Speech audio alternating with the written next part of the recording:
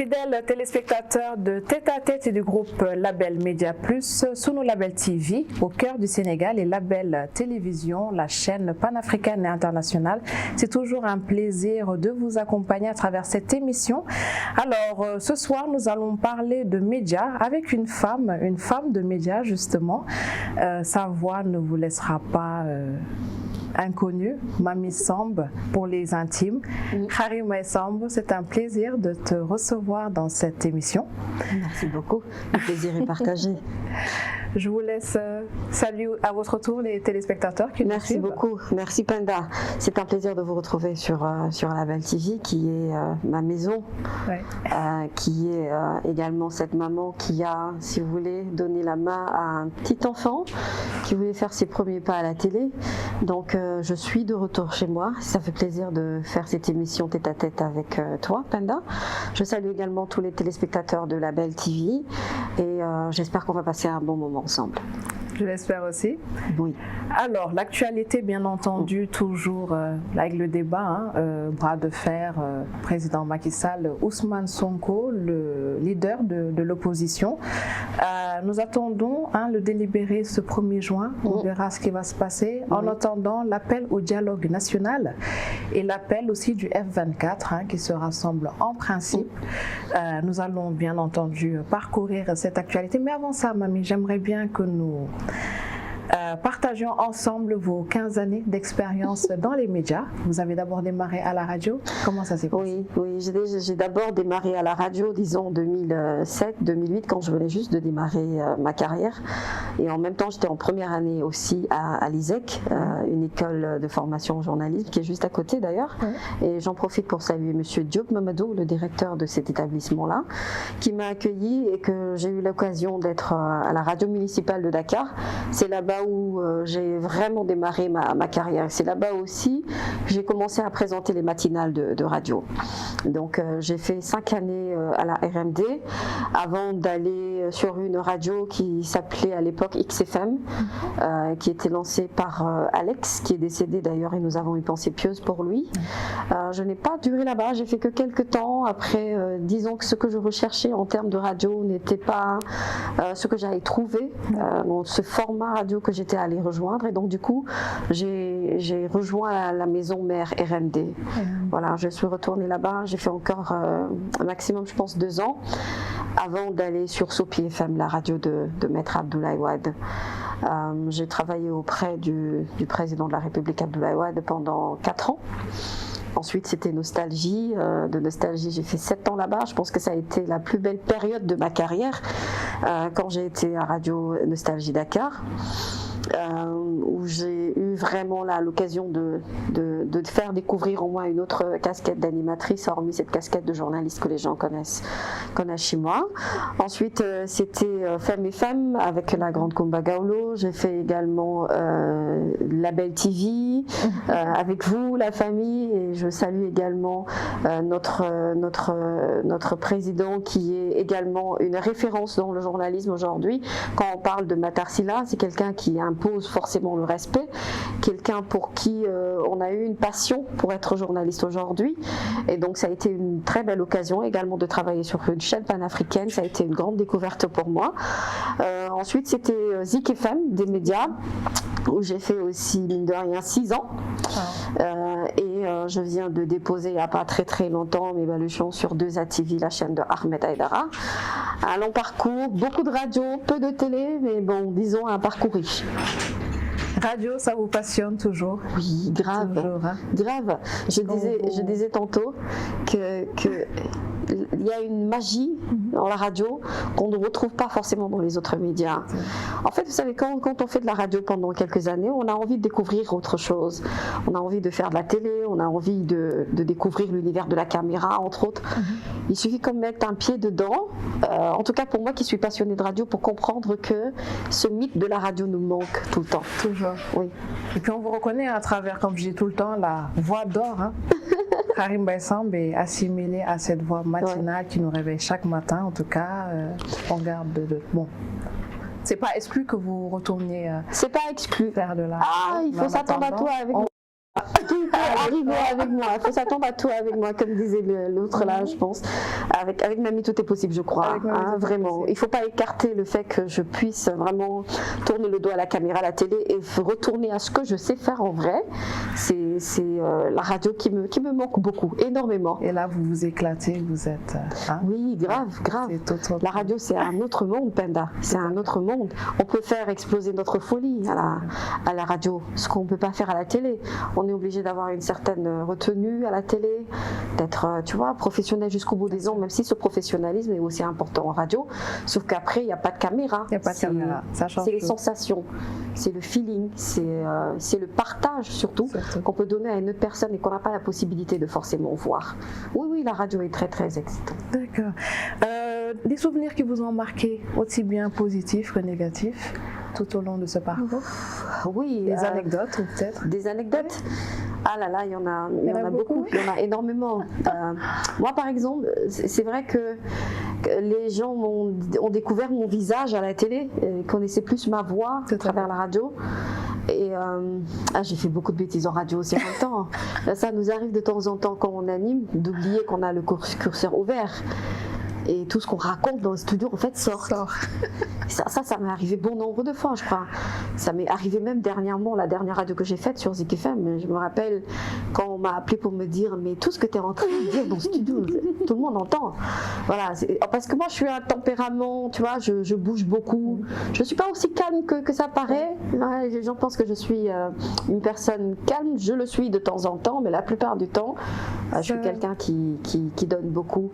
Et des erreurs comme ça, j'en ai beaucoup commises. Mais c'est ça aussi le charme de la radio. De la radio. Aujourd'hui, vous l'avez dit tout à l'heure, vous êtes dans un nouveau média de la place avec Ahmed Aïdara, qu'on connaît en tant que maire de Guédiawaye et aussi opposant. Alors, on ne le voit plus actuellement. Où est-il? Je pense qu'il est à l'Assemblée nationale. Je pense aussi qu'il est dans son bureau au niveau de la mairie de Guédiawaye. Il a beaucoup à faire.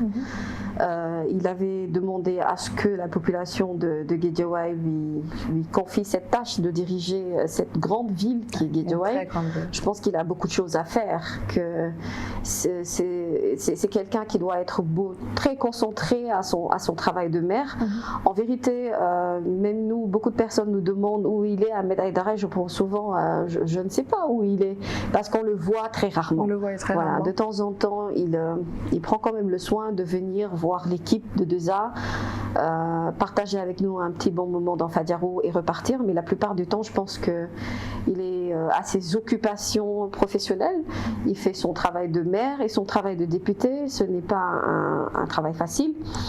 Et il a à faire parce qu'après il faudra rendre compte à la population de Guédiawaye. Donc il a intérêt à bosser, à carburer.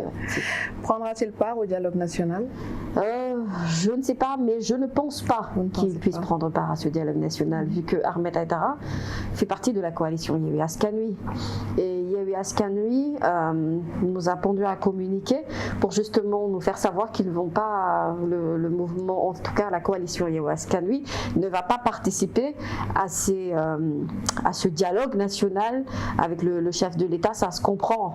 Après, c'est une question de position. Il ne faut pas oublier qu'au sein de la coalition Yewwi Askan Wi, il y a aussi celui qui est aujourd'hui incontestablement le leader de l'opposition sénégalaise, c'est Ousmane Sonko, qui a beaucoup à faire avec, en ce moment, la justice, beaucoup à faire avec l'État du Sénégal, et notamment qui a donné aussi sa position par rapport à ce dialogue. D'accord. Ouais. On attend aussi de l'autre côté, comme j'ai dit tantôt, le dialogue F24. Un signal a été lancé pour aller chercher le candidat Ousmane Sonko et aller ensemble, si toutefois on le leur permet. En attendant, nous serons à l'écoute. La précision est importante. Si toutefois on le leur permet. En attendant le dialogue national. Mamie, pour en revenir très rapidement, au classement mondial de la liberté de la presse, le Sénégal a reculé de 31 points. Nous sommes à la 104e position. Pourquoi il a été notifié les arrestations, notamment de certains de nos journalistes? Sommes-nous réellement libres aujourd'hui, nous journalistes, nous presse, nous médias, de dire ce qu'on pense, de traiter l'information de la plus grande transparence qui soit, et surtout en termes d'éthique et déontologie? Quelle analyse faites-vous de tout ça? Je suis attristée de voir ce que nous sommes devenus, nous pauvres journalistes de ce pays. Je suis aussi déçue de voir que on a un chef de l'État qui nous avait promis que durant son magistère, il n'y aurait pas de journalistes arrêtés. Et malheureusement, on en est à 3 ou 4 arrestations, voire même plus de journalistes en ce moment qui sont dans les geôles, dans les prisons sénégalaises. Autant une femme, Matissa Rignan, que Pape Ndiaye, que également Babacar Touré de Kewoulo, qui est sous contrôle judiciaire, Papa Alignan notamment, qui a été le premier journaliste arrêté. Et la liste est longue, Oustaz Hassan Seck, Serine Saliou Gueye. Je suis peinée de constater que aujourd'hui, on ne pourrait vraiment pas parler de liberté de presse. On parle de liberté de presse dans un pays quand les journalistes sont libres de pouvoir faire leur travail convenablement et qu'on ne puisse pas être arrêté pour un délit d'opinion. Et ce qui se passe dans ce pays, c'est que malheureusement, les gens n'ont presque plus, j'ai envie de dire, ils n'ont plus le droit de dire ce qu'ils pensent, de faire des analyses profondes par rapport à une situation. On a souvent tendance à étiqueter les journalistes qui ont un avis autre que ce qui se passe en général. On est souvent taxé de politiciens encagoulés. Pour moi, une démocratie ne marche pas comme ça. On pourrait aujourd'hui dire que le Sénégal, en termes d'exemple de démocratie, vu les acquis démocratiques qu'on a eus, tout ce dont pourquoi on s'est battu aujourd'hui, jusqu'à avoir un État fort, et quand on arrive à un stade où des journalistes sont arrêtés par défaut de carte de presse. Par exemple, la carte de presse aujourd'hui qui devient la nouvelle excuse maintenant, l'usurpation de fonction pour des personnes qui sont des carriéristes, des personnes qui ont donné tout pour le journalisme sénégalais, qui ont formé des gens dans des rédactions, qui font la fierté de leur famille, qui font la fierté d'une nation, qu'on nous réduise à nous dire qu'à cause de ce petit bout de carton, on est ou on n'est pas journaliste. Je ne suis pas étonnée de voir ce classement-là avec le Sénégal. Et moi, j'ai même souvent l'habitude de dire que malheureusement cette corporation n'est pas consciente de ce que nous sommes en train de vivre. C'est comme si c'était normal. On dirait que c'est normal que des confrères ou des consoeurs soient arrêtés. On dirait que c'est normal qu'on demande à une certaine presse, à la limite, de ne pas donner de point de vue ou d'opinion, soi-disant parce que c'est une presse partisane, entre guillemets. Les gens trouvent que c'est normal, par exemple, que des reporters soient violentés lors de manifestations entre autres, des caméramans, par exemple, tous ceux qui gravitent autour de la presse, et personne ne fait rien. Avec toutes les associations de presse que nous avons dans ce pays, c'est-à-dire on est spectateurs. Et moi, c'est ce qui me chagrine encore plus, parce que j'aurais voulu sentir réellement la solidarité dans cette corporation. Est-ce que déjà nous sommes solidaires? On ne l'est pas. Si on l'était, il n'y aurait pas eu autant d'arrestations. Je pense que si la presse aujourd'hui se levait et disait stop, ou carrément non, nous ne couvrons pas, par exemple, telle ou telle manifestation, ne serait-ce que par élan de solidarité, peut-être qu'on aurait pu éviter aussi. Je l'ai dit, je pense que la casquette de plusieurs presses qu'aujourd'hui on considère comme étant voilà, tout simplement. Tout simplement. Tu as tellement raison ce que tu es en train de dire. Et pour moi, ça paraît tellement évident que du moment qu'on sait que nous sommes le 4e pouvoir, c'est que nous avons les moyens de tenir tête aujourd'hui à ce qui est en train de se passer. Mais le fait de ne rien dire, c'est faire comme si on était tout à fait d'accord. Tout à fait. Et on aurait pu initier des actions fortes, comme des journées sans presse, par exemple. Boycotter les activités de l'État, c'est des choses qui sont réellement possibles. Qui se font, même. Oui, mais le fait est que rien n'est fait. On continue de publier les journaux, on continue de faire nos émissions tranquillement. Et pourtant, la peur est là, en vrai. Oui. C'est palpable. Ils ont réussi à faire de telle sorte que, moi j'ai l'impression que les journalistes ont peur d'avoir une certaine position, ils ont peur de donner leur point de vue, et surtout ils ont peur de dire non à ce qui est en train de se passer en ce moment. Moi je pense que ce qui me fait le plus mal dans ce régime-là, c'est vraiment la situation de la presse sénégalaise. Je pense que c'est quelque chose que j'aurais vraiment du mal à leur pardonner, parce que pour moi, les journalistes ont beaucoup contribué à l'élection du président de la République Macky Sall lors du temps de Wade. Moi, je me rappelle en 2010-2012, j'étais encore sur Sopi FM, la radio de Wade, et je le voyais venir de très très loin. Et donc, pour moi, c'est ça la beauté de la démocratie. Quand on a l'opportunité et quand on a surtout la possibilité d'accepter les contradictions, de voir que tout le monde ne peut pas aller dans le même sens. Il y aura forcément des gens qui ne seront pas d'accord avec vous. Et dans ces gens qui ne seront pas d'accord avec vous, on va compter une presse qui a une certaine ligne éditoriale et qui se conforme à cette ligne-là. On est tous en train de faire notre travail. Ça existe tout simplement. En termes de contenu, de programme, il y a les médias, il y a des presses qui vraiment aujourd'hui sont très professionnels en fait. Je ne peux pas sortir même un autre mot, je ne parlerai même pas d'appartenance ou quoi que ce soit, mais qui respectent aujourd'hui encore une fois la fonction déjà de journaliste, la déontologie, l'éthique. Pour pousser un peu plus loin, nous avons vu aujourd'hui l'arrivée de je ne sais plus combien de chaînes, surtout sur la toile. Beaucoup de chaînes sont créées, je dirais même parfois autour de ce débat politique, encore une fois, ce conflit, ce duel président Macky Sall, Ousmane Sonko. Au lendemain de tout ça, est-ce que ces médias continueront à exister? Peut-être pas. Parce qu'il faut comprendre qu'on est dans une période importante, nous sommes dans un virage qu'on est en train d'aborder, le dernier virage qui va être les élections présidentielles. Et aujourd'hui, ce qui se passe, pour comprendre un peu comment il y a cette pluralité de chaînes qui sont les réseaux sociaux en vrai, parce que ce sont les chaînes qui sont sur YouTube, entre autres. Et parmi ces chaînes, même nous, on a du mal à dissocier, à reconnaître qui est journaliste et qui ne l'est pas. Mais tout ça, c'est parce que justement, aujourd'hui, nos médias traditionnels ne traitent pas réellement en temps et en heure l'information et l'actualité. Ce qui fait que aujourd'hui, avec les chaînes YouTube, avec votre téléphone portable, vite fait, vous êtes en train de filmer un événement, les gens suivent à l'instant T ce qui se passe. C'est ce qui fait que les réseaux sociaux ont une force en ce moment.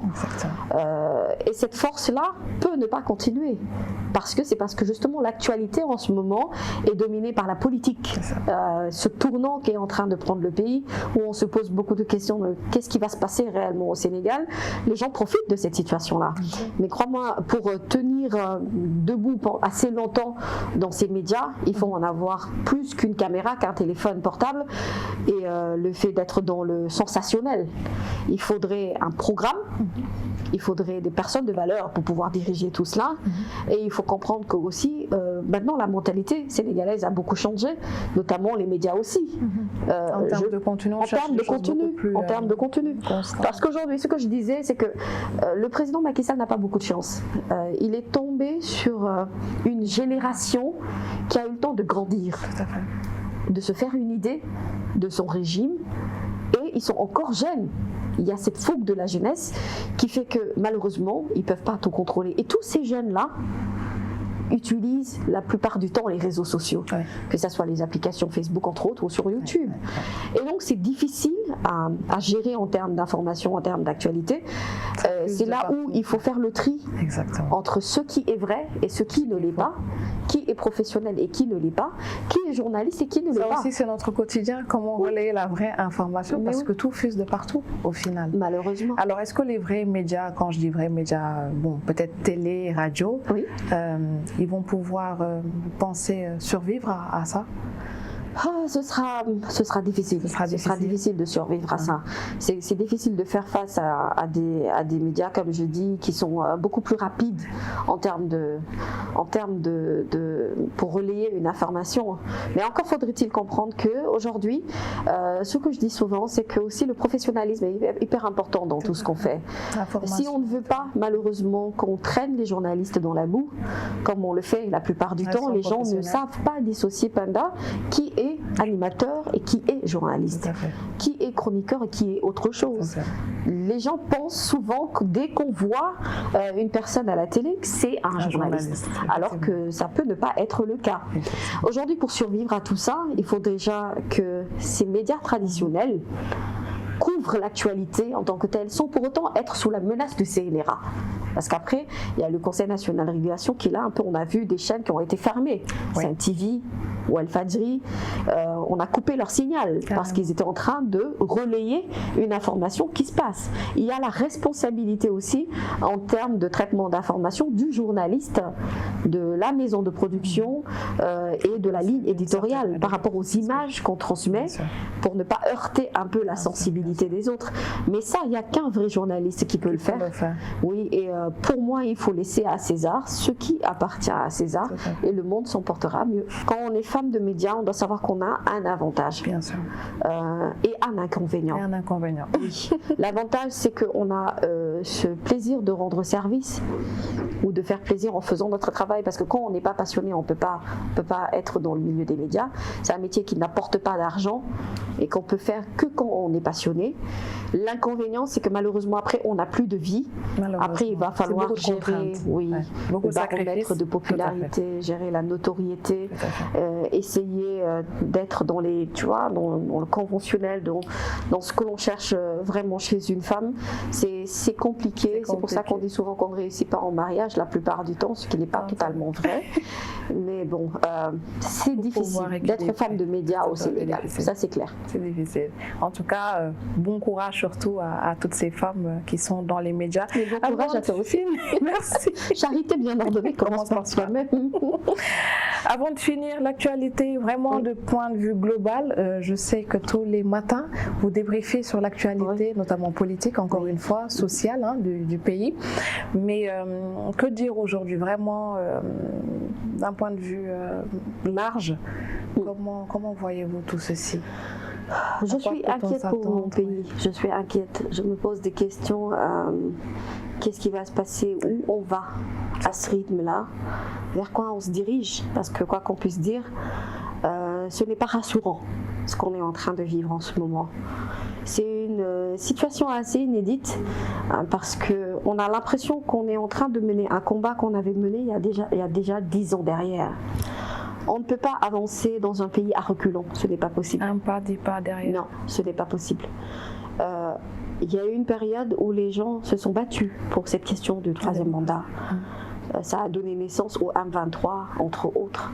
On se souvient de notre chef de l'État, c'est lui-même qui était au front pour se battre par rapport à cette question de troisième mandat. On a entendu avoir des positions sur cette question du troisième mandat, même si aujourd'hui le débat constitutionnel est encore posé sur la table, sauf que nous on retient, nul ne peut faire plus de 2 mandats consécutifs. Il l'a dit et redit.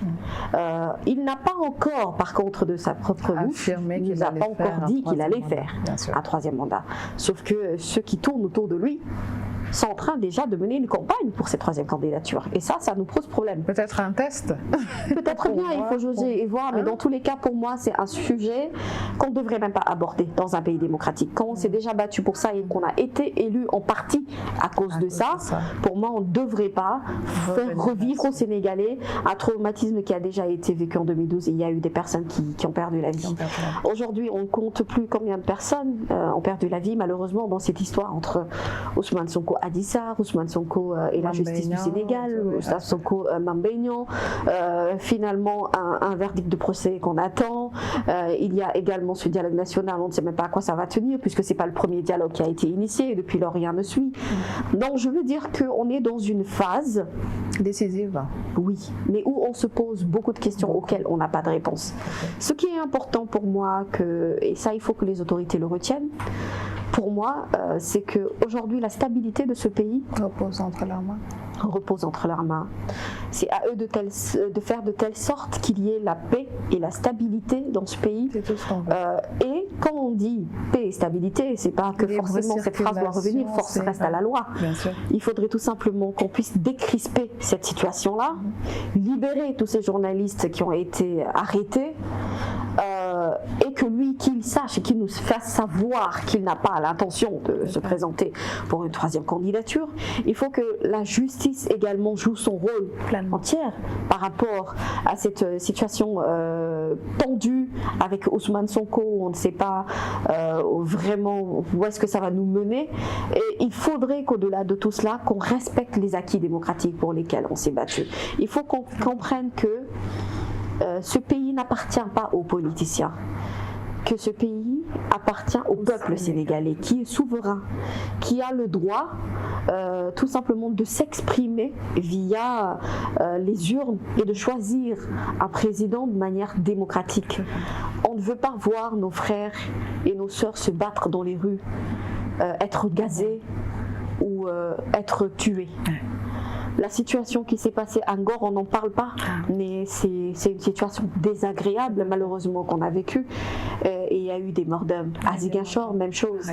Il faut comprendre et savoir saisir la volonté du peuple.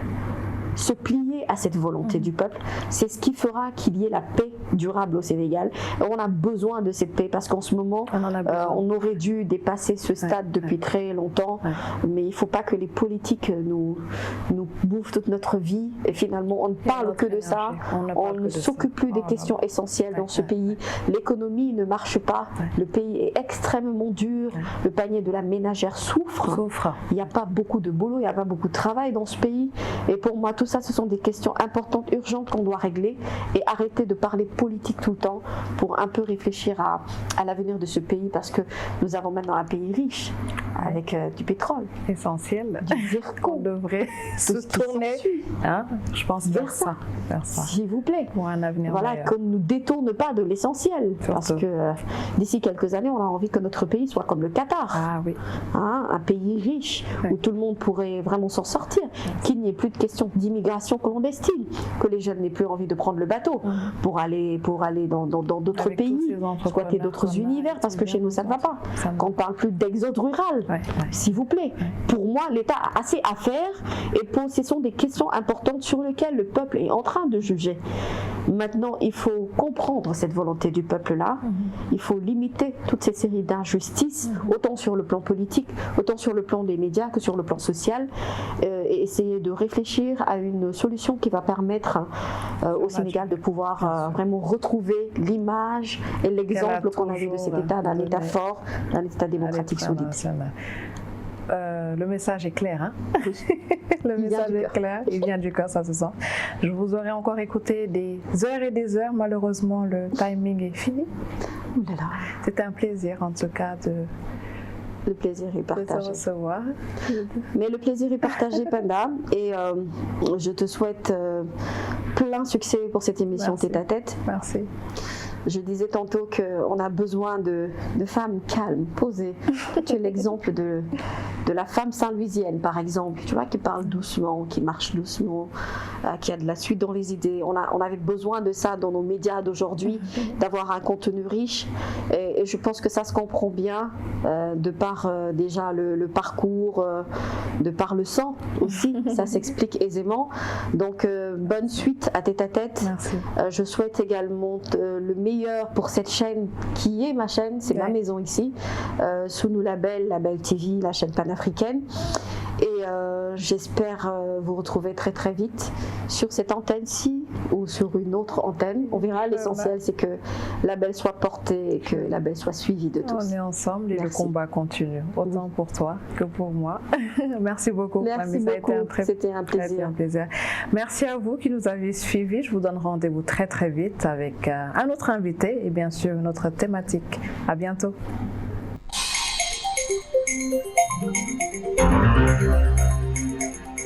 Thank you.